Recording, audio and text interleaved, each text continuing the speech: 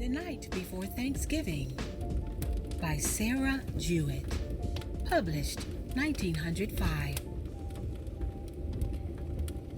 There was a sad heart in the low-storied, dark little house that stood humbly by the roadside under some tall elms. Small as her house was, old Mrs. Robb found it too large for herself alone. She only needed the kitchen and a tiny bedroom that led out of it, and there still remained the best room and a bedroom with the low garret overhead. There had been a time, after she was left alone, when Mrs. Robb could help those who were poorer than herself. She was strong enough not only to do a woman's work inside her house, but also a man's work outside in her piece of garden ground. At last, sickness and old age had come hand in hand, those two relentless enemies of the poor, and together they had wasted her strength and substance. She had always been looked up to by her neighbors as being independent, but now she was left lame-footed and lame-handed, with a debt to carry, and her bare land and house ill-provisioned to stand the siege of time. For a while she managed to get on, but at last it began to be whispered about that there was no use for anyone so proud. It was easier for the whole town to care for her than for a few neighbors, and Mrs. Robb had better go to the poorhouse before winter and be done with it. At this terrible suggestion, her brave heart seemed to stand still. The people whom she cared for most happened to be poor, and she could no longer go into their households to make herself of use. The very elms overhead seemed to say, "Oh no," as they groaned in the late autumn winds, and there was something appealing even to the strange passer-by in the look of the little gray house, with Mrs. Robb's pale, worried face at the window.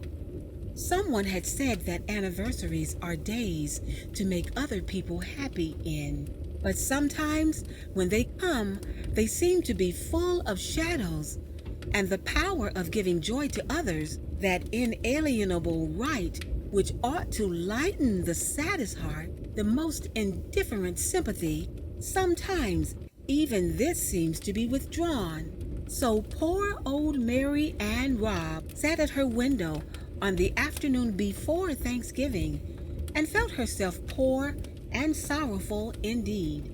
Across the frozen road she looked eastward over a great stretch of cold meadow land, brown and windswept, and crossed by icy ditches.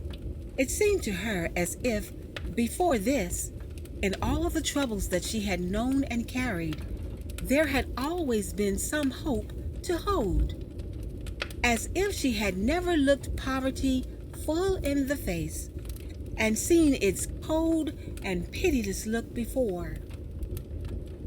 She looked anxiously down the road, with a horrible shrinking and dread at the thought of being asked, out of pity, to join in some Thanksgiving feast, but there was nobody coming with gifts in hand.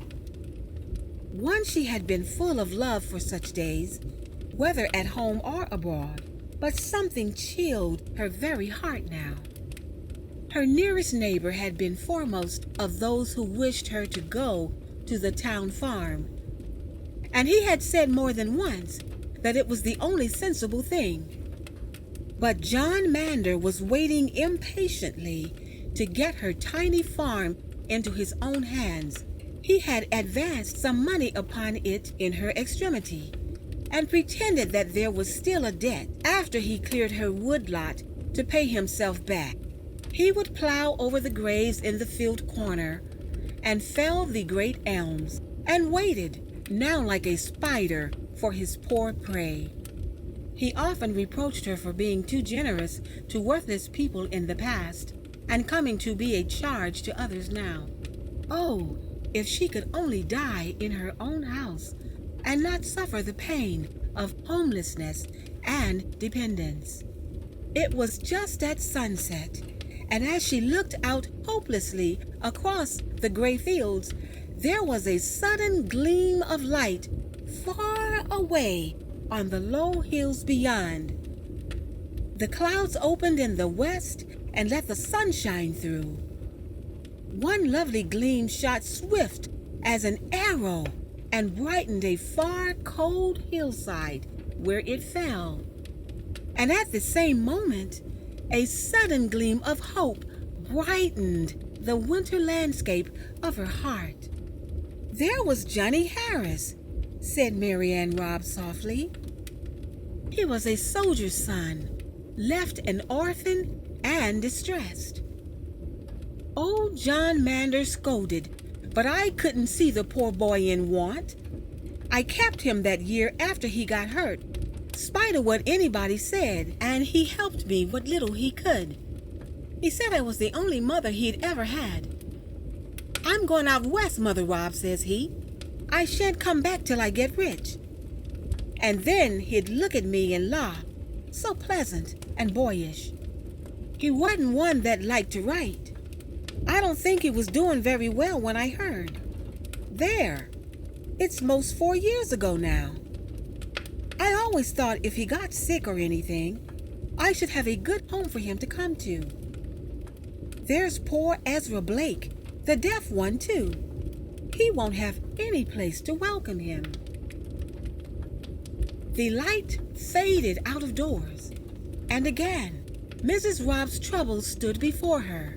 Yet it was not so dark as it had been in her sad heart.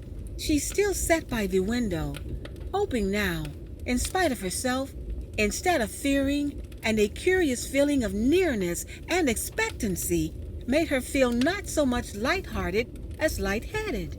"I feel just as if something is going to happen," she said. "Poor Johnny Harris. Perhaps he's thinking of me, if he's alive." It was dark now out of doors, and there were tiny clicks against the window. It was beginning to snow, and the great elms creaked in the rising wind overhead. A dead limb of one of the old trees had fallen that autumn, and poor firewood as it might be, it was Mrs. Robb's own, and she had burnt it most thankfully.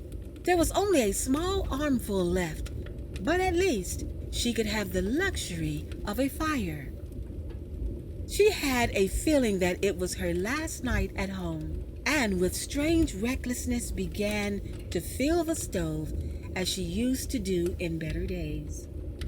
"It'll get me good and warm," she said, still talking to herself, as lonely people do, "and I'll go to bed early. It's coming on to storm." The snow clicked faster and faster against the window, and she sat alone thinking in the dark. "There's lots of folks I love," she said once.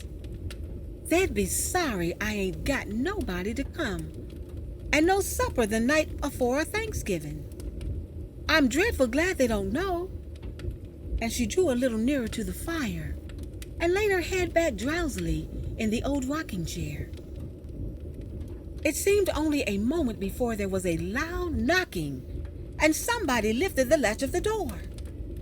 The fire shone bright through the front of the stove and made a little light in the room, but Mary Ann Robb waked up frightened and bewildered. "Who's there?" she called, as she found her crutch and went to the door. She was only conscious of her one great fear. "They've come to take me to the poorhouse," she said, and burst into tears. There was a tall man, not John Mander, who seemed to fill the narrow doorway. "Come, let me in," he said gaily. "It's a cold night. You didn't expect me, did you, Mother Robb?" "Dear me, what is it?" she faltered, stepping back as he came in and dropped her crutch. "Be I dreaming? I was a-dreaming about... Oh, there! What was I a-saying? 'Tain't true! No, I've made some kind of mistake.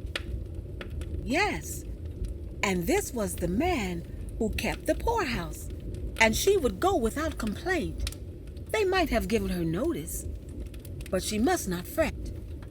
"Sit down, sir," she said, turning towards him with touching patience. "You'll have to give me a little time. If I'd been notified, I wouldn't have kept you waiting a minute this stormy night." It was not the keeper of the poorhouse. The man by the door took one step forward and put his arm round her and kissed her. "What are you talking about?" said John Harris. "You ain't going to make me feel like a stranger. I've come all the way from Dakota to spend Thanksgiving. There's all sorts of things out here in the wagon and a man to help get 'em in.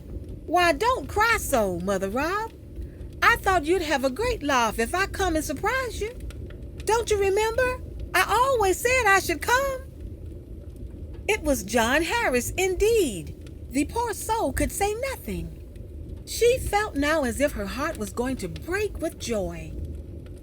He left her in the rocking chair and came and went in his old boyish way, bringing in the store of gifts and provisions. It was better than any dream. He laughed and talked and went out to send away the man to bring a wagon full of wood from John Manders, and came in himself, laden with pieces of the nearest fence to keep the fire going in the meantime. They must cook the beefsteak for supper right away. They must find the pound of tea among all the other bundles. They must get good fires started in both the cold bedrooms. Why, Mother Rob didn't seem to be ready for company from out west. The great cheerful fellow hurried around the tiny house, and the little old woman limped after him, forgetting everything but hospitality. Had not she a house for John to come to? Were not her old chairs and tables in their places still? And he remembered everything, and kissed her as they stood before the fire, as if she were a girl. He had found plenty of hard times, but luck had come at last. He had struck luck, and this was the end of a great year. No, I couldn't seem to write letters. No use to complain of the worst. And I wanted to tell you the best when I came. And he told it while she cooked the supper. "No, I won't going to write no foolish letters," John repeated.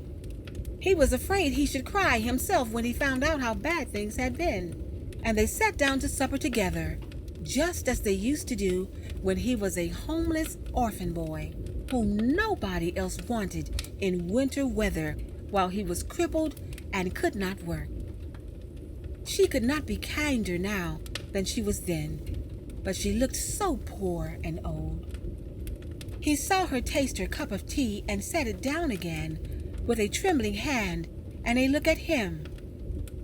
"No, I wanted to come myself," he blustered, wiping his eyes and trying to laugh. "And you're going to have everything you need to make you comfortable, long's you live, Mother Rob." She looked at him again and nodded, but she did not even try to speak. There was a good hot supper ready, and a happy guest had come. It was the night before Thanksgiving.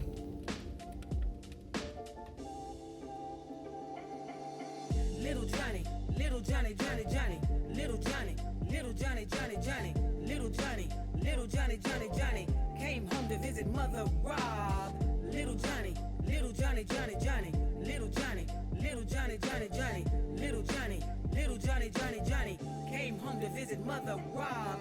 Lifted the latch of the door and made his way. A strange man standing in the narrow doorway made his way through the entryway.